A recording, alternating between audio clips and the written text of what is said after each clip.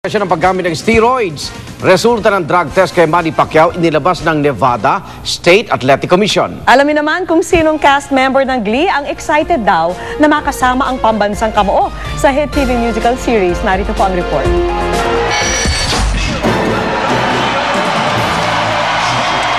Wala nang dapat ipagduda sa huling panalo ni pambansang kamao Manny Pacquiao matapos mapatunayang negatibo siya sa steroids, performance-enhancing drugs, recreational drugs at diuretics. Ayon yan mismo sa Nevada State Athletic Commission na nagsagawa ng urine drug tests kay Pacquiao at kay Sugar Shane Mosley bago at matapos ang kanilang laban.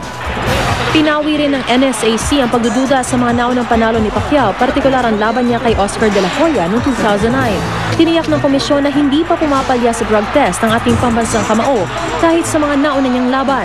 Kamakailan lang kasi binulgar ng isang di nagpakilalang dati umanong sparring partner ni Pacquiao na siya mismo ang nagturok ng steroids kay Pacman bago ang laban nila ni De La Hoya. Itinanggi na ito ni Pacquiao at ngayon ipinatutukoy na niya sa FBI kung sino ang nasa likod ng umano'y paninira sa kanya. Tila hindi naman apektado ng kontrobersya sa sports career ni Manny ang lalong umuusbong niyang career sa pagkanta.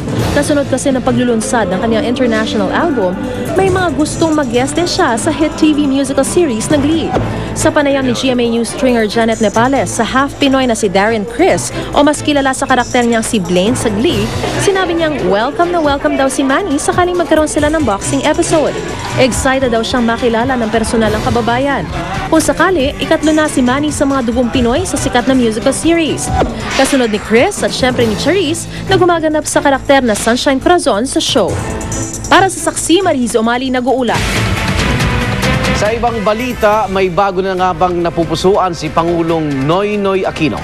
Batay kasi sa isang artikulo ng Newsbreak, namataan daw si Pangulong Aquino na may kadate kagabi.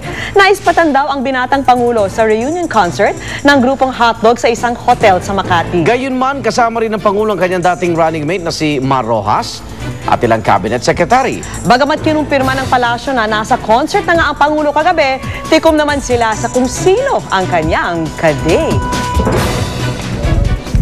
I wouldn't know. I wasn't there, but I do know that the president did watch the concert, and there are a lot of other people there. I know Secretary Abad was there, Secretary Carandang, si Secretary Lacerda. Alam ko po marami pong kasama si Pangulo kahapon. Saksiyan sa aming pagbabalik.